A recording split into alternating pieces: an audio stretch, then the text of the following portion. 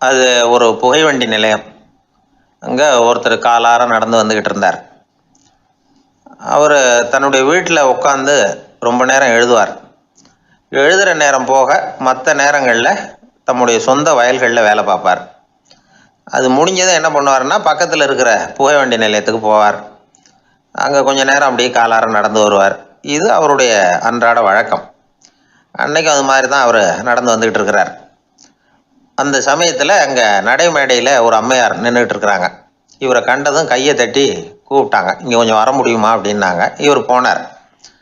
என்னங்கன்னு விசாரித்தார். அந்த அம்மையார் விவரம் சொன்னார். ஐயா, நானும் என்னுடைய வீட்டுக்காரரும் இங்கே வந்தோம். அதுவும் நிற்கிதே, அந்த ரயிலில் ஏறி ஊருக்கு போகணும்.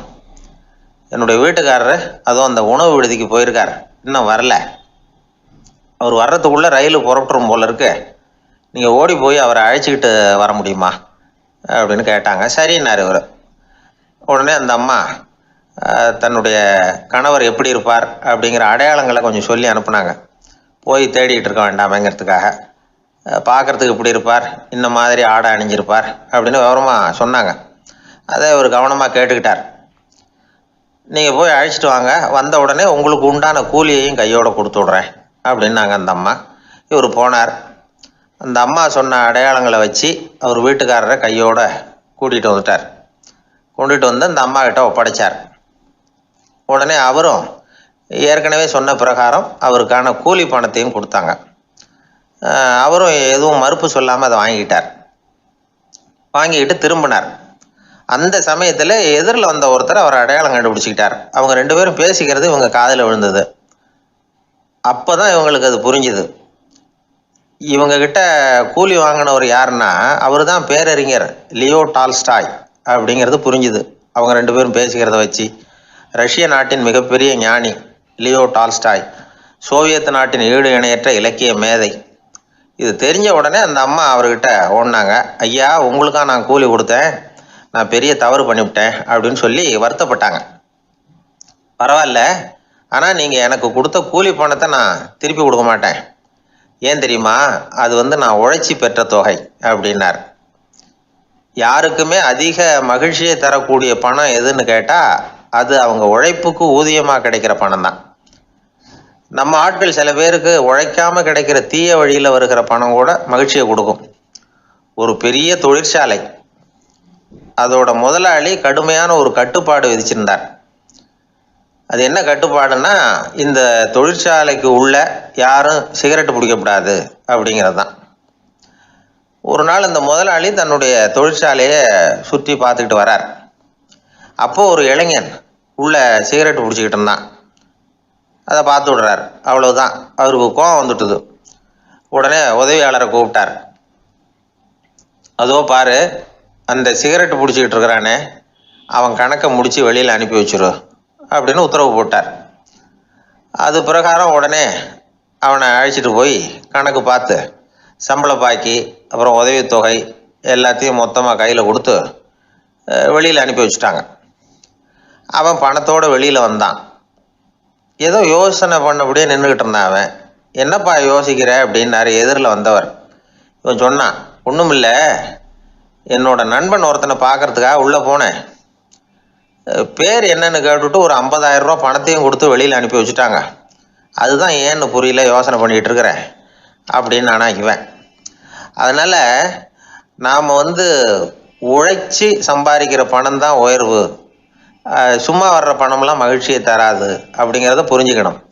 அப்பேற்பட்ட ஞானி ரஷ்ய மேதை அவர் பாருங்கள், அந்த பணத்தை வாங்கின பணத்தை திருப்பி கொடுக்க மாட்டேன்னு விட்டார். ஏன்னா அது உழைத்து பெற்ற தொகை, அதை நான் கொடுக்க மாட்டேன்னார். அதனால் நமக்கு செல்வம் சேர்க்கறது பெருசு இல்லை, அந்த சேருகிற செல்வம் நமக்கு மகிழ்ச்சியை கொடுக்கணும். அதுக்கு என்ன வழின்னா, நாம் உழைத்து சம்பாதிக்கணும் அப்படிங்கிறத அதிலிருந்து புரிஞ்சிக்க வேண்டியது ரொம்ப அவசியம். அதனால் உழைப்போம் உயர்வோம், இதுதான் வெற்றியின் ரகசியம். ஒரு ராஜா இருந்தார். நாடு பூராவும் நிறைய மரங்களை நட்டு வளர்க்கணுங்கிறது அவரோட ஆசை. தானே அதுக்கு முன்மாதிரியாக இருக்கணும்னு நினச்சார். அரண்மனையை சுற்றி மரங்களை நட்டு வளர்த்தார்.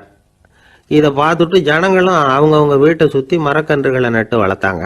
கொஞ்ச காலத்தில் ஊர் பூரா பசுமையாக மாறிச்சு. எல்லாருக்கும் சந்தோஷமாக இருந்தது. இது ஒரு பக்கம் இருக்கட்டும், இப்போ நான் சொல்ல போகிற கதை வேறு. அதாவது அந்த ராஜா ஒரு நாள் தன்னுடைய அரண்மனையை சுற்றி இருக்கிற விதவிதமான மரங்களை எல்லாம் போய் பார்த்தார்.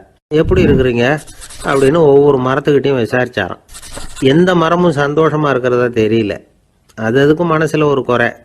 முதல்ல ஆலமரத்துக்கிட்ட போனார். அது சொல்லிச்சு, மண்ணா நான் நல்லா பெருசாக வளர்ந்துருக்கிறேன், அடர்த்தியாக இருக்கிறேன், கிளையெல்லாம் 4 பக்கமும் நல்லா படர்ந்து தான் இருக்குது, இருந்தாலும் எந்த பிரயோஜனமும் இருக்கிறதா தெரியல எனக்கு. என்னுடைய பழம்லாம் ரொம்ப சின்னதாக இருக்குது, என் கண்ணுக்கு சரியாக புறப்பட மாட்டேங்குது. நான் இருக்கிற சைஸுக்கு என்னுடைய கிளையில் இருக்கிற பழம்லாம் எவ்வளோ பெருசாக இருக்கணும், அது இத்தினூண்டு இருக்கிறது எனக்கு பெரிய அவமானமாக இருக்குது. இப்படி இங்கே நின்றுக்கிட்டு இருக்கிறதே ரொம்ப கூச்சமாக இருக்குது. ஒரு நல்ல புயல் வந்ததுன்னா பேசாமல் சாஞ்சு விடலாமான்னு பார்க்குறேன் அப்படின்னு புலம்புது ஆலமரம்.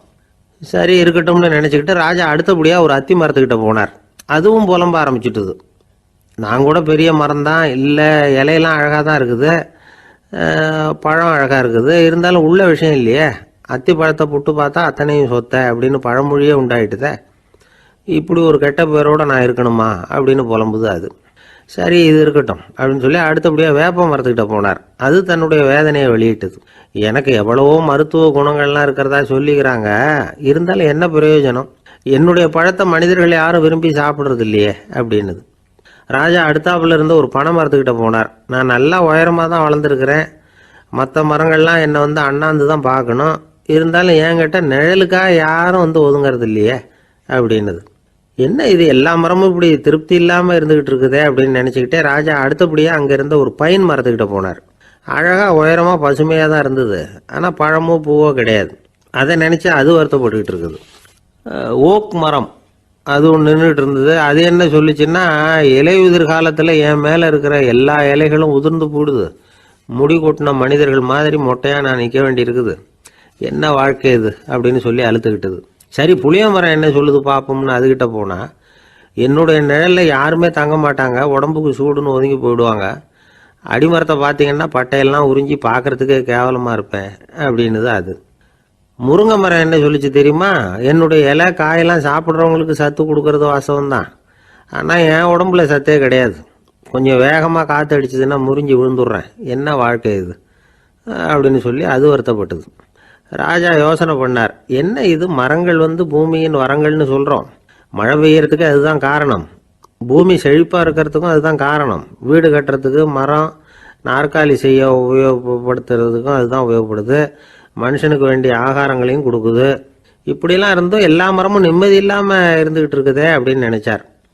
அப்போது அங்கே இருந்த ஒரு மகிழ மரம் அவர் கண்ணில் பட்டுது. அந்த மரம் மட்டும் கொஞ்சம் நிம்மதியாக மகிழ்ச்சியாக இருக்கிறது மாதிரி தெரிஞ்சுது. உடனே ராஜா அதுக்கிட்ட போனார். உனக்கு மனசில் எதுவும் குறை இல்லையான்னு கேட்டார். இல்லை நான் சந்தோஷமாக தான் இருக்கேன்னு அந்த மகிழ மரம். அப்படியான்னு ஆச்சரியமாக கேட்டார் ராஜா. ஆமாம் மன்னா, இந்த இடத்துல நீங்கள் ஒரு முருங்கை மரத்தையோ வேப்ப மரத்தையோ கூட நட்டிருக்கலாம், ஆனால் இந்த இடத்துல நடுறதுக்கு என்ன தேர்ந்தெடுத்துருக்குறீங்க, அதுவே எனக்கு பெருமை, அதுவே எனக்கு திருப்தி அப்படின்னு தான் மகிழ மரம். மகிழ மரம் சாதாரணமாக தான் இருக்கும், இளம் மஞ்சள் நிறத்தில் பூக்கள், அது காய்ந்தும் மனம் வீசும். மகிழ மரம் மாதிரி மன திருப்தியோடு வாழறதுக்கு நாம் கற்றுக்கணுமா. நாம் இந்த உலகத்தில் ஒரு நாயாவோ நரியாவோ கூட பிறந்திருக்கலாம், மனுஷனாக பிறந்திருக்கிறோம், அதுவே பெருமை தானே. இந்த நிறைவு தான் மகிழ்ச்சியின் ரகசியம். ஒரு பையன் அப்பா கிட்ட போய், அப்பா நீங்கள் இந்த உலகத்தில் ஒரு மனுஷனாக பிறந்தது என்னோட அதிர்ஷ்டம் நானா. ஏண்டா அப்படி சொல்கிறேன்னு இருக்கார் அப்பா. நீங்கள் ஒரு கரடியாக பிறந்திருந்தா இந்நேரம் நானும் ஒரு கரடி குட்டியாக தானே இருந்திருப்பேன் அப்படின்னு நானா பையன். ஒரு மாணவனை பார்த்தேன், என்ன தம்பி படிப்புலாம் எப்படி இருக்குது அப்படின்னு விசாரித்தேன். அவன் ரொம்ப அழுத்துக்கிட்டான். நான் நல்லா தான் சார் படிக்கிறேன், இருந்தாலும் புத்தியில் சரியாக ஏற மாட்டேங்குது சார் அப்படின்னா. சரி இவனும் நம்ம ரகம்தான் அப்படின்னு சொல்லி முடிவு பண்ணிட்டோம். கல்வி கற்கக்கூடிய ஒரு மாணவன் சம்பந்தப்படுற புத்திகள் பல வகை. அதை பற்றி ஒரு பெரியவர் விளக்கி இருக்கிறார். மிருத்து புத்தின்னு ஒன்று இருக்குதான். மிருத்துன்னா மண், மண்ணால் செவுறு கட்டுறோம்ல, மண் சுவரில் ஆணி அடிக்கிறதும் சுலபம், அதை பிடுங்கி எடுக்கிறதும் சுலபம். அது மாதிரி சில பேர் குரு சொல்லி கொடுக்குறத சுலபமாக கேட்டு தெரிஞ்சு வச்சுக்குவாங்க, கொஞ்ச நேரத்தில் சுலபமாக மறந்தும் போயிடுவாங்க. இது மிருத்து புத்தின்னு பேர், மண் புத்தி. தாரு புத்தின்னு ஒன்று உண்டான். தாருன்னா மரம், அதில் பச்சை மரத்தில் ஆணி அடிக்கிறது சுலபம், ஆனால் அது எடுக்கிறது கஷ்டம். அது மாதிரி ஆசிரியர்கிட்ட இருந்து கேட்டதை கவனமாக மனசில் பதிய வச்சுக்கிட்டு அதை மறக்காமல் இருக்கிறது தாரு புத்தி. பட்ட மரமாக இருந்தால் அதில் ஆணி அடிக்கிறதும் கஷ்டம், அடிக்கிற ஆணியும் சீக்கிரம் நழுவிடும். அது மாதிரி கேட்குற விஷயம் மனசில் பதியறதும் கஷ்டம். அப்படியே பதிஞ்சாலும் அது நீடிச்சு இருக்கிறதும் கஷ்டம், கொஞ்ச காலத்தில் மறந்துடும். இன்னொரு வகை புத்தி ஒன்று உண்டு, அதுக்கு பேர் சிலா புத்தின்னு பேர். சிலான்னா கல். ஒரு கருங்கல்லில் 4 துளையை போட்டு ஒரு துளையில் உளியை வச்சு அடித்தா மற்ற துளை வழியாகவும் பிளந்து கல் 2ஆயிடும். அது மாதிரி சந்தியான இடங்களில் குறிப்பாக ஒரு பொருளை சொன்னால் அதை வச்சுக்கிட்டு மற்றதையும் தெரிஞ்சுக்கிறது, அது சிலா புத்தின்னு பேர். வேணு புத்தின்னா என்ன தெரியுமா? வேணுன்னா மூங்கில். மூங்கில் கணுவில் ஒரு பக்கம் உளியை வச்சு அடித்தா 2 பக்கமும் பிளந்துடும். அது மாதிரி ஒரு செய்தியை கேட்டுக்கிட்டு இருக்கிறப்பவே அதோட முன்பின் தொடர்களையும் தெரிஞ்சுக்கணும், அது வேணு புத்தி. தைல புத்தின்னு ஒன்று உண்டு. தைலம்ங்கிறது எண்ணெய். தண்ணியில் ஒரு துளி எண்ணெயை விட்டால் அது தண்ணி பூரா பரவி போடுதில்ல, அது இப்படி பரவுறது மாதிரி ஆசிரியர் சுருக்கமாக ஒரு கருத்தை சொன்னால் அதை வச்சுக்கிட்டு பூரா விஷயங்களையும் தெரிஞ்சுக்கணும், அது தைல புத்தி.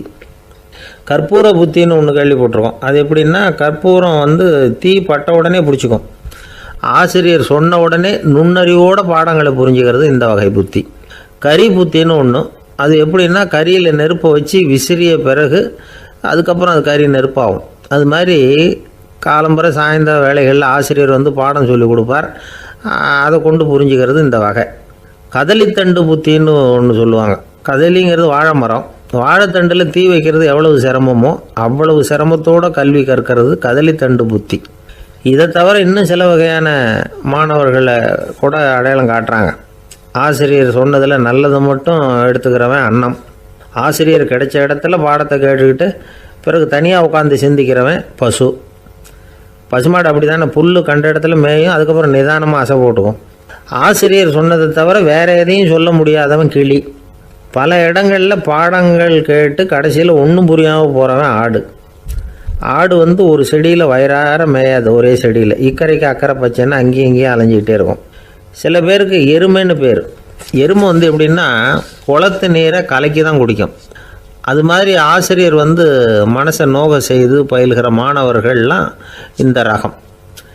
இவ்வளவுலாம் இருந்தாலும் இந்த காலத்து மாணவர்கள்லாம் ஒரு தனி ரகம். ஒரு ஆசிரியர் வகுப்பில் பாடம் நடத்திக்கிட்டு இருந்தார். இலக்கண வகுப்பு. இறந்த காலம், நிகழ்காலம், எதிர்காலம், past tense, present tense, future tense, இதை பற்றிலாம் பாடம் நடத்துகிறார். எல்லாம் சொல்லி கொடுத்துட்டு இப்போ நான் ஒரு வாக்கியம் சொல்லுவேன், அது என்ன காலம் அப்படிங்கிறத நீங்கள் சொல்லணும்னார் ஆசிரியர். சரி, நாங்கள் மாணவர்கள்லாம், நான் நாளைக்கும் பாடம் நடத்தப் போகிறேன், இது என்ன காலம் அப்படின்னு கேட்டார் ஆசிரியர்.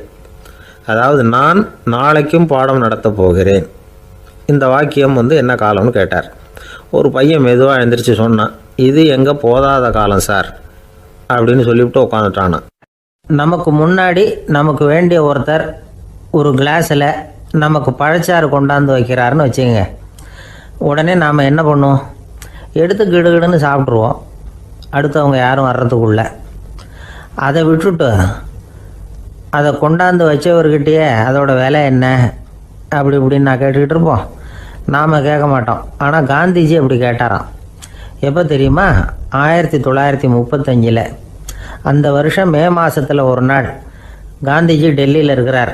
அப்போ அவருக்கு 2 டம்ளர் மாம்பழச்சாறு கொண்டாந்து கொடுக்குறாங்க. அதை வாங்குறார். இதோட விலை என்ன அப்படின்னு கேட்டார் காந்திஜி. யாருக்கிட்ட கேட்டார்னா மனுபென் காந்திகிட்ட கேட்குறார். அவங்க தான் கொண்டாந்து கொடுக்குறாங்க. காந்திஜிக்கு உதவி செய்கிறதுக்காக அவர் கூடவே இருந்தவங்க அவங்ககிட்ட தான் கேட்குறாரு. காந்திஜி சும்மா வேடிக்கைக்காக இப்படி கேட்குறாருன்னு நினச்சிட்டாங்க அந்த அம்மா. அதுவும் இல்லாமல் அதோட விலையை கேட்டால் காந்திஜி நிச்சயமாக அதை சாப்பிட மாட்டார் அப்படிங்கிற பயம் வேறு.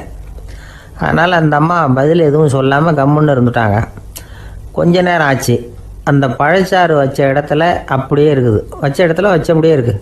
காந்திஜி அதை சாப்பிடவே இல்லை. மனுபென் காந்தி பார்த்தாங்க. மெதுவாக காந்திஜிக்கிட்ட போய் அதை சாப்பிடுங்களேன் அப்படின்னாங்க. பழச்சாறு விலை என்னன்னு கேட்டேன், அதுக்கு பதில் இல்லை. அது முதல் தப்பு. பதிலை எதிர்பார்த்திருந்தும் அதை பற்றி விசாரிக்கலை, அது 2வது தப்பு. இப்படி 2 தப்புகளை பண்ணிவிட்டு என்கிட்ட இதை சாப்பிடுங்கன்னு சொன்னால் அது எப்படி அப்படின்னு கேட்டாராம் காந்திஜி.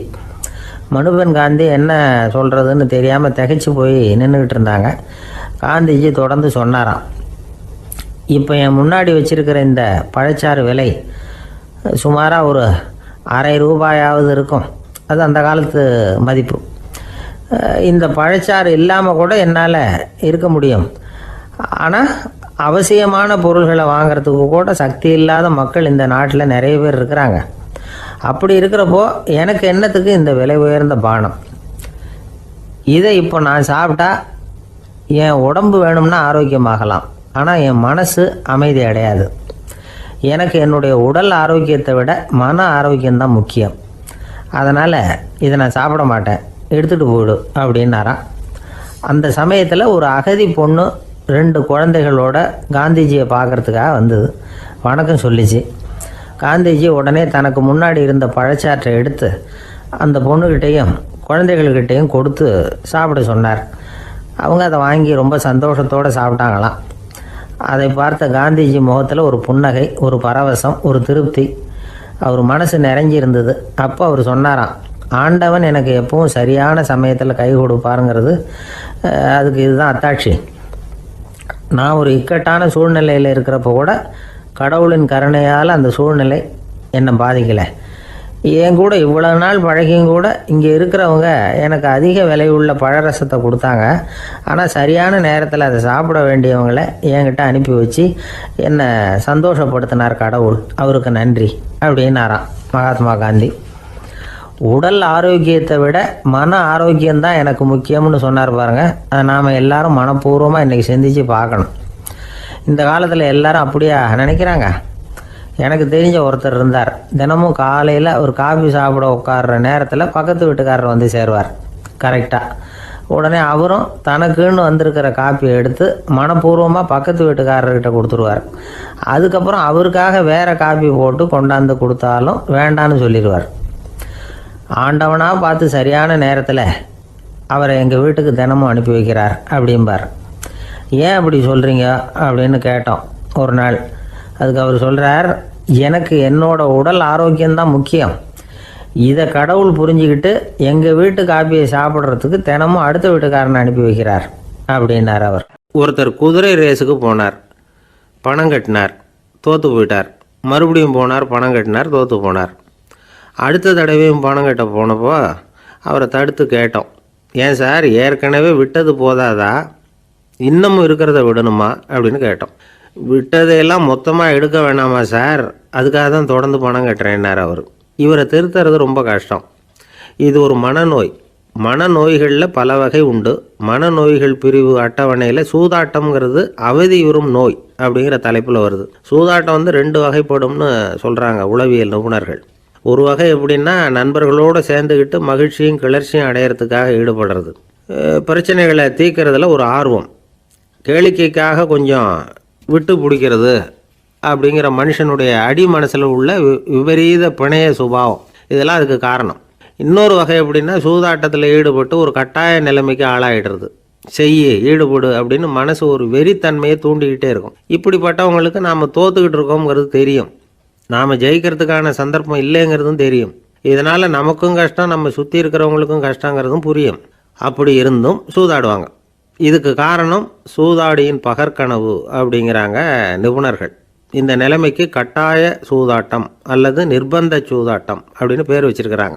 இப்படிப்பட்ட ஆசாமி இருக்கிறது பூரா விட்டுருவான், கடன் வாங்குவான், திருடுவான். இருந்தாலும் என்னைக்காவது ஒரு நாள் ஜெயிச்சிருவேன் அப்படின்னு சொல்லிக்கிட்டே இருப்பான். விட்டதை எடுத்துருவேங்கிற ஒரு நம்பிக்கை சுடர் அவனுக்குள்ளே எரிஞ்சிக்கிட்டே இருக்கும். இவனை மனநோயாளி அப்படின்னு சொல்லிட முடியாதான். என்ன காரணம்னா, இது மாதிரி ஆளுங்க கிட்ட மன போராட்டமோ கவலையோ பதட்டமோ இருக்கிறது இல்லை. சில விசேஷமான குணங்கள் இவங்க கிட்ட உண்டு. எதிர்ப்பு உணர்ச்சி, சிறுபிள்ளைத்தனம், சட்ட திட்டங்களையும் சம்பிரதாயங்களையும் உட தெரியாத மனப்போக்கு, பொறுப்பில்லாத தன்மை, நெறி தவறி நடக்கிறது எல்லாம் இவங்ககிட்ட உண்டு. ஆனால் வெளிப்பார்வைக்கு ரொம்ப சிநேகமாக இருப்பாங்க, அன்பாக இருப்பாங்க. அப்படி இருக்கிறதாக காட்டிக்குவாங்க. ஆதாயம், சுயலாபம் இதெல்லாம் கருதி தான் பழகுவாங்க. இவங்க கேட்குறப்ப நாம் பணம் கொடுக்கலன்னு வச்சுக்கோங்க, நம்மளை கை விட்ருவாங்க. நம்ம மேலே அபாண்டமாக பழி சுமத்துறது கூட தயங்க மாட்டாங்க. தங்களுடைய சூதாட்ட நடவடிக்கைகளுக்கு சாதகமான காரணங்களை சொல்லிகிட்டு இருப்பாங்க. நீ வேணும்னா பாரு, ஒரே நாளில் நான் இழந்ததையெல்லாம் மீட்டு லட்சாதிபதி ஆறேன்னா இல்லையா பாரு அப்படிம்பாங்க. தோற்று போகிறத ஒரு படிப்பினையாக இவங்க எடுத்துக்கிறதே இல்லை. தோற்று போகிறதுலேயே இவங்களுக்கு ஒரு அலாதியான சுகம். தனக்குத்தானே துன்பத்தை வரவழைச்சிக்கிட்டு இன்பம் அடையிறதுக்கு தன்வதை சுகம் அப்படின்னு பேர். இவங்கெல்லாம் அந்த ரகம். சில பேர் எப்படி தெரியுமா, மந்திர எண்ணங்களை வரவழைச்சிக்கிறது, சூதாடுறதுக்காக ஆஃபீஸில் கையாடல் பண்ணுறது, அடுத்தவங்ககிட்ட இருந்து திருடுறது. இந்த மந்திர எண்ணம் தீவிரமாச்சுன்னா ஒரு மாதிரியாக பேச ஆரம்பிச்சிருவாங்க. தோல்வி தான் சார் வெற்றிக்கு முதல் படியும்பாங்க. தன்னால் பகடக்காய்களையும் குதிரை ஓட்டிகளையும், அதாவது இந்த ஜாக்கிகள், அதெல்லாம் கட்டுப்படுத்த முடியுங்கிற பித்து நிலைக்கு இவங்கெல்லாம் தள்ளப்பட்டுருவாங்க. சில சூதாடிகள் ஆராய்ச்சி பார்த்ததில் என்ன தெரிய வந்தது தெரியுமா, அவங்கெல்லாம் குழந்தை பருவத்தில் அன்புக்காக ஏங்கினவங்களாம், புறக்கணிக்கப்பட்டவங்களாம், உதவிகளை பெற முடியாதவங்க, இப்படிலாம் இருந்திருக்கிறாங்க. இவங்க வளர வளர மற்றவங்க சௌகரியம் பற்றி அக்கறை இல்லாதவங்களாக ஆயிடுறாங்க. அதிர்ஷ்ட தேவதை தன்னோடு இருக்கிறாங்க அப்படிங்கிற அசையாத நம்பிக்கை இவங்களுக்கு. இவங்களை திருத்துறது ரொம்ப கஷ்டம். அதனால் பந்தயம், சூதாட்டம் இது மாதிரியான விஷயங்களை விட்டு விலகியே இருக்கிறது தான் நமக்கு நல்லது. ஒரு ஆள் சொன்னான், என்னுடைய குதிரை வேகமாக ஓடுறதுக்கு என்ன வழி அப்படின்னு கால்நடை மருத்துவர்கிட்ட யோசனை கேட்டேன். அவர் ஒரு பாட்டில் நிறைய மாத்திரைகளை கொடுத்து தினம் 2 மாத்திரை வீதமாக கொடுக்க சொன்னார். முதல் நாள் 2 மாத்திரையை கொடுத்துட்டு அது மேலே ஏறி உட்கார்றதுக்கு போனேன். அவ்வளவுதான். அதுக்குள்ளே அது அம்பு மாதிரி பாஞ்சு ஓடி போச்சு. நான் இன்னும் உட்காரவே இல்லை, அதுக்குள்ளே பாஞ்சு ஓடி போச்சு அப்படின்னா. அடடா, அப்புறம் நீங்கள் என்ன பண்ணீங்க அப்படின்னு கேட்டாங்க. என்ன பண்ணுறது, மீதி மாத்திரை பூராவே நான் முழுங்கி விட்டு அதுக்கப்புறம் துரத்தி பிடிச்சி அது மேலே ஏறி உட்காந்தேன் அப்படின்னா அவன். அள்ள அள்ள குறையாதது அட்சய பாத்திரம், அது நமக்கு தெரியும், கேள்விப்பட்டிருக்கிறோம். ஆனால் போட போட நிரம்பாத ஒரு பாத்திரம் உண்டு. அது என்ன தெரியுமா, நம்மளில் பல பேர்கிட்ட அந்த பாத்திரம் உண்டு. அதுதான் பேராசை அப்படிங்கிற பாத்திரம். அதை நிறைவு செய்யவே முடியாது. பேராசையை பற்றி சுஃபி இலக்கியத்தில் ஒரு பிரபலமான கதை உண்டாம். அதை ஒரு பெரியவர் எடுத்து சொல்லியிருக்கிறார். ஒரு மன்னர் நகர்வலம் போயிட்டு இருக்கார். ஒரு பிச்சைக்காரன் மன்னர் எதிரில் வரான். பிச்சை போடுவோங்கிறான். என்னுடைய அமைதியை கெடுக்காதே போங்கிறார் மன்னர். அவன் சிரிக்கிறான். அரசே, உங்களுடைய அமைதி கிடக்கூடிய நிலையில் இருந்தால் அதுக்கு பேர் அமைதியே கிடையாது அப்படின்னு நானா. எதிரில் நிற்கிறது வெறும் பிச்சைக்காரன் இல்லை, யோகி அப்படிங்கிறத மன்னர் புரிஞ்சுக்கிட்டார். துறவியே, உங்களுக்கு என்ன வேணும்னாலும் கேளுங்க, கொடுக்குறேன்னாராம். அந்த துறவி மறுபடியும் சிரிக்கிறார். அரசே, உங்களால் முடியாததையெல்லாம் கொடுக்க முடியும்னு சத்தியம் செய்யாதீங்க அப்படின்னார். மன்னருக்கு கோபம் வந்துட்டுது. என்ன இவர் இப்படி சொல்கிறாரு அப்படின்னு நினச்சார். நகர் வலத்தை பாதியிலேயே நிறுத்தினார். வாங்க அரண்மனைக்குன்னார். துறவியை அழைச்சிக்கிட்டு அரண்மனைக்கு வந்துட்டார். துறவி தன்கிட்ட இருந்த பிச்சை பாத்திரத்தை நீட்டினார். இது நிறைய எனக்கு பொற்காசுகள் வேணும் அப்படின்னாராம். அவ்வளவு தானா, இது ஒரு பெரிய காரியமா அப்படின்னு கையை தட்டினாராம் மன்னர். ஒரு பெரிய தாம்பாளம் நிறைய பொற்காசுகள் சேர்ந்தது. அதை அள்ளி போட்டார். போட போட அந்த பிச்சை பாத்திரம் நிரம்பவே இல்லை. பொற்காசுகள் போட போட அவ்வளவையும் உள்ளே வாங்கிக்கிட்டே இருக்குது. அரசாங்க கஜானாவே காலி ஆகிட்டுது. மூட்டை மூட்டையாக பொற்காசுகளை கொட்டி பார்த்துட்டாங்க. அது முழுங்கிக்கிட்டே இருக்குது. கடைசி வரைக்கும் அந்த பிச்சை பாத்திரம் நிரம்பவே இல்லை. அரசர்கிட்ட இருந்த கர்வம் போயிட்டுது. அப்படியே பொத்துன்னு துறவி காலில் விழுந்தார். அப்போ அந்த துறவி சொன்னாராம், மன்னா, இந்த பிச்சை பாத்திரத்தை உங்களால் மட்டும் இல்லை, வேற யாராலையும் நிரப்ப முடியாது. அதுக்கு என்ன காரணம்னா, இது சாதாரண பிச்சை பாத்திரம் இல்லை, பேராசைகளோடு வாழ்ந்து செத்துப்போன ஒரு மனிதனின் மண்டை ஓடுது அப்படின்னாராம். பாருங்க, இதுதான் அந்த சுஃபி இலக்கிய கதை. செத்த பிறகும் நிறைவு இல்லைன்னா அது எப்பேற்பட்ட பேராசையாக இருக்கும்னு யோசிச்சு பார்த்துங்க. நம்மளும் ஒருத்தர் கல்யாணம் பண்ணிக்க பொண்ணு பார்த்துக்கிட்டு இருந்தார். அழகு, அறிவு, படிப்பு எதுவும் தேவையில்லை, பணம் மட்டும் இருந்தால் போதும் அப்படின்னு பார்க்குறவங்க கிட்டெல்லாம் சொல்லி வச்சார். ரொம்ப நாளைக்கு அப்புறம் ஒரு பணக்காரர் கிடைச்சார். அவர் சொன்னார், இதை பாருங்க, எனக்கு 20 வயசில் ஒரு மகள், அவளை நீங்கள் கல்யாணம் பண்ணிக்கிட்டா 2 லட்சம் பணம் கொடுப்பேன். 25 வயசில் ஒரு பொண்ணு, அவளை கல்யாணம் பண்ணிக்கிட்டா 2.5 லட்சம் தருவேன். 30 வயசில் ஒரு பொண்ணு இருக்கா, அவளை கல்யாணம் பண்ணிக்கிட்டா 3 லட்சம் தருவேன். என்ன சொல்கிற அப்படின்னாராம். இவன் கொஞ்ச நேரம் யோசித்து பார்த்துருக்கான். அதுக்கப்புறம் மெதுவாக அவரை நிமிர்ந்து பார்த்து, ஏன் சார், உங்ககிட்ட 50 வயசில் ஏதாவது பொண்ணு இருக்கா அப்படின்னு கேட்டான். ஒரு ஆள் வேகமாக நடந்து போய்கிட்டு இருந்தான். அவன் வேகமாக நடக்கிறதுக்கு காரணம் வெயில் காலம், காலில் செருப்பு இல்லை, மணல் பாதை, அதுதான் வேகம். காலில் செருப்பும் இல்லாமல் கையில் குடையும் இல்லாமல் அந்த ஆள் வெயிலில் நடந்து போய்கிட்டு இருக்கிறான். அந்த சமயத்தில் இன்னொருத்தன் குதிரை மேலே ஏறி அந்த வழியாக வந்துக்கிட்டு இருக்கிறான். அவன் காலில் செருப்பும் இருந்தது, கையில் குடையும் இருந்தது. நடந்து போய்கிட்டு இருந்தவன் அந்த குதிரை ஆசாமியை பார்த்து கேட்டான், ஐயா, நீங்களும் குதிரை மேலே உட்காந்துக்கிட்டு போய்கிட்டு இருக்கிறீங்க, அப்படி இருக்கிறப்போ உங்களுக்கு அந்த செருப்பு என்னத்துக்கு? அதை எனக்கு கொடுத்து உதவலாமே அப்படின்னா. குதிரை மேலே உட்காந்துருந்தவன் யோசனை பண்ணி பார்த்தான். இவன் சொல்கிறது நியாயம்தானே அப்படின்னு சொல்லி தன்னுடைய செருப்பை கழட்டி அந்த வழிப்போக்கனுக்கு கொடுத்துட்டான். ரொம்ப நல்லதுங்க அப்படின்னு சொல்லி இவன் அதை வாங்கி காலில் மாட்டிக்கிட்டான். அதுக்கப்புறம் மறுபடியும் இவன் ஆரம்பித்தான், ஐயா, நீங்கள் குதிரையில் போகிறதுனால போக வேண்டிய இடத்துக்கு வேகமாக போய் சேர்ந்துருவீங்க. அதனால் உங்கள் கையில் அந்த குடை என்னத்துக்கு? நான் நடந்து போயிட்டுருக்கிறவன், ரொம்ப நேரம் நடக்க வேண்டியிருக்கும் இந்த வெயிலில், அதனால் அந்த குடையையும் எனக்கு கொடுங்களேன் அப்படின்னா. குதிரை வீரன் யோசனை பண்ணி பார்த்தான், இதுவும் நியாயம்தானே அப்படின்னு அவனுக்கு தோணுச்சு. உடனே இறக்கப்பட்டு தன் காலில் இருந்த செருப்பை கொடுத்தது மாதிரியே தன் கையில் இருந்த குடையையும் இவங்கிட்ட கொடுத்துட்டான். அதுக்கப்புறம் அவன் நிம்மதியாக புறப்பட்டான். இப்போ மறுபடியும் கை தட்டி அவனை நிறுத்தினான். கீழே நின்றுட்டு இருந்தவன், என்னப்பா, ஏன் என்ன நிறுத்தின? இன்னும் ஏதாவது வேணுமா உனக்கு அப்படின்னா குதிரையில் இருந்தவன். இவன் மெதுவாக வாயை திறந்து அந்த குதிரையையும் என்கிட்ட கொடுத்துருங்களேன்னா. அந்த குதிரை வீரன் இப்போ ஒரு கணம் யோசனை பண்ணி பார்த்தான். உடனே என்ன பண்ணான் தெரியுமா? தன்கிட்ட இருந்த குதிரை சவுக்கை எடுத்தான். குதிரை சவுக்கால் அந்த ஆளை வாங்குவாங்கன்னு வீசி தள்ளிவிட்டான். இவ்வளவு சவுக்கடியும் வாங்கிக்கிட்டு இந்த ஆள் என்ன பண்ணான் தெரியுமா? சிரிக்கிறான். அடி வாங்கிட்டு யாராவது சிரிப்பாங்களா? குதிரை வீரனுக்கு ஒன்றும் புரியல. என்னப்பா அது, ஏன் இப்படி அடி வாங்கிட்டு இப்படி சிரிக்கிறியே அப்படின்னு கேட்டான். இப்போ அந்த வழிப்போக்கன் சொல்கிறான், ஐயா, நான் இப்படி சிரிக்கிறதுக்கு காரணம் இருக்கு. இப்படி குதிரை கேட்டு உங்ககிட்ட அடி வாங்கலைன்னு வச்சுக்கோங்க, என் உயிர் உள்ள வரைக்கும் மனசில் ஒரு தவிப்பு இருந்துக்கிட்டே இருக்கும். செருப்பையும் கொடையையும் கேட்ட உடனே கொடுத்தவன் குதிரையையும் கேட்டிருந்தா கொடுத்துருப்பானோ அப்படிங்கிற பேராசையில் ஏங்கிக்கிட்டே இருந்திருப்பேன். இப்போ உங்ககிட்ட அடி வாங்கின பிறகு என்னுடைய அந்த சந்தேகம் தீர்ந்து போச்சு. என்னுடைய ஆசைக்கு எல்லை எது அப்படிங்கிறத எனக்கு புரிஞ்சுட்டுது அப்படின்னு சொல்லிவிட்டு அவன் நடக்க ஆரம்பிச்சுட்டானான். ஆசைக்கும் எல்லை உண்டு அப்படிங்கிறத விளக்கறதுக்காக வாரியார் சுவாமிகள் சொல்கிற கதை இது. இந்த காலத்துலேயும் ஒருத்தன் அது மாதிரி கொடை செருப்போட குதிரையில் போய்கிட்டு இருந்தான். எதிரில் நடந்து வந்தவன், ஐயா, உங்கள் கொடையை எனக்கு கொடுங்களேன்னு கேட்டான். உடனே அவன் குதிரையிலேருந்து கீழே குதிச்சு அவனை சாட்டையால் அடிக்க ஆரம்பிச்சிட்டான். இன்னொருத்தர் அந்த வழியாக வந்தவர் இதை பார்த்தார். ஏன்பா, அவன் கேட்டான், உன்னால் முடியலன்னா இல்லைன்னு சொல்லிட வேண்டியது தானே, அதுக்காக ஏன் இப்படி அவனை போட்டு அடிக்கிறேன்னு கேட்டார். உங்களுக்கு விவரம் புரியாது சார், காலம் ரொம்ப கெட்டு போச்சு. கேட்டதை கொடுத்தேன்னு வச்சுக்கோங்க, இந்த குதிரையே என்னோடது, அவன் திருடிக்கிட்டு போகிறான் அப்படின்னு என் பேரில் புகார் கொடுக்க ஆரம்பிச்சிருவான் சார் அப்படின்னா. அது எப்படி அவ்வளோ உறுதியாக சொல்கிறேன்னு கேட்டார் அவர். ஏற்கனவே அது மாதிரி ஒருத்தன் பேரில் புகார் கொடுத்துட்டு தான் இந்த குதிரையை நான் தள்ளிட்டு வந்துக்கிட்டு இருக்கிறேன் அப்படின்னார். ஒரு பள்ளிக்கூடம், அதில் வசதியான வீட்டுக்குள்ள ஒருத்தன் படிச்சுக்கிட்டு இருந்தான். இன்னொரு ஏழை பையனும் அங்கே படிச்சுக்கிட்டு இருக்கிறான். இவங்க ரெண்டு பேரும் ஒரே தெருவில் தான் இருக்கிறாங்க. பணக்கார வீட்டு பையன் பங்களாவில் இருந்தான். அவனுக்கு வேலை செய்யறதுக்காக சில வேலை ஆட்கள் உண்டு.